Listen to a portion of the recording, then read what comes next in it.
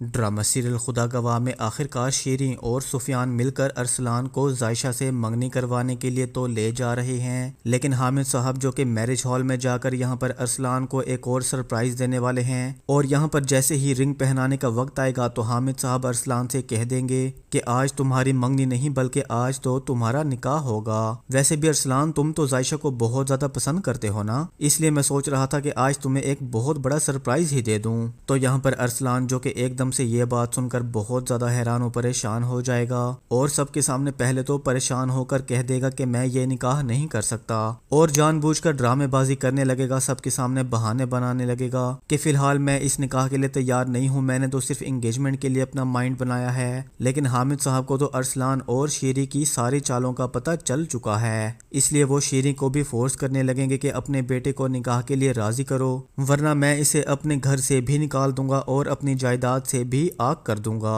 اور یہاں پر یہ بھی پاسبل ہے کہ سفیان بھی اپنے باپ کے ساتھ ملا ہوا ہوگا اور جان بوجھ کر اپنی ماں اور ارسلان کو بے نقاب کرنے کے لیے یہ سارا ڈرامہ کر رہا ہے، کیونکہ سفیان کو تو یہ بات بھی پتہ چل چکی ہے کہ رافع بھی اپنی بہن زائشہ سے بہت زیادہ ناراض ہو چکا ہے، وہ بھی غلط فہمی کا شکار ہو چکا ہے، اور یہ سب کرنے سے اینڈ میں جب سب کو اس بات کا پتہ چل ہی جائے گا اور سچ سب کے سامنے آ جائے گا تو رافع کو بھی پتہ چل جائے گا کہ اس کی بہن نہ کل غلط تھی نہ آج غلط ہے۔ اور نیکسٹ ایپیسوڈ کی مکمل کہانی میں آپ لوگ دیکھیں گے زائشہ جو کہ دلہن بن کر میرج ہال میں انٹر ہونے لگتی ہے تو سامنے رافع کھڑا ہے، اور زائشہ اپنے بھائی سے کہہ دیتی ہے کہ پلیز آج تو مجھ سے ناراضگی ختم کر دینا، ویسے بھی تھوڑی ہی دیر میں کسی پرائے گھر کی ہو جاؤں گی۔ تو رافع اپنی بہن کو ٹونٹ کرتے ہوئے کہتا ہے کہ پرائی تو تم میرے لیے اسی دن ہو گئی تھی جس دن تم نے میرا مان توڑا تھا، لیکن پھر بھی زائشہ ضد کرتے ہوئے اپنے بھائی کا ہاتھ پکڑ کر میرج ہال میں انٹری کرے گی، اور پھر بہت زیادہ پریشانی میں یہ سوچتے ہوئے سٹیج تک پہنچے گی کہ جس شخص سے میں دنیا میں سب سے زیادہ نفرت کرتی تھی، مجھے کیا پتا تھا کہ وہی میری زندگی کا ہمراہی بن جائے گا،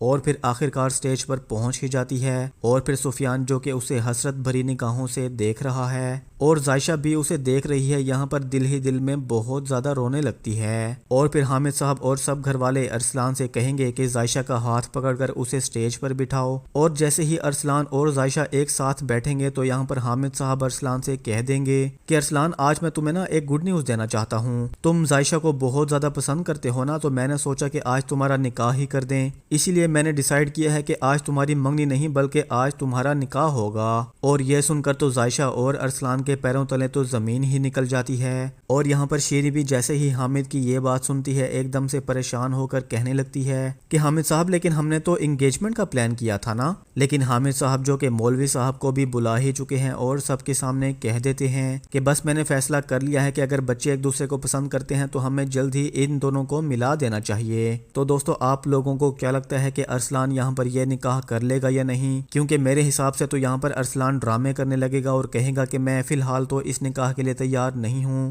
یا پھر اسی طرح کا کوئی اور ڈرامہ کر کے یہ نکاح پوسٹ پون کرنے کی کوشش کرے گا۔ تو دوستو جلد ہی کون کون ارسلان اور شیریں کا چہرہ بے نقاب ہوتے ہوئے دیکھنا چاہتا ہے، کمنٹ سیکشن میں اپنی رائے کا اظہار ضرور کیجیے گا۔ Thank you.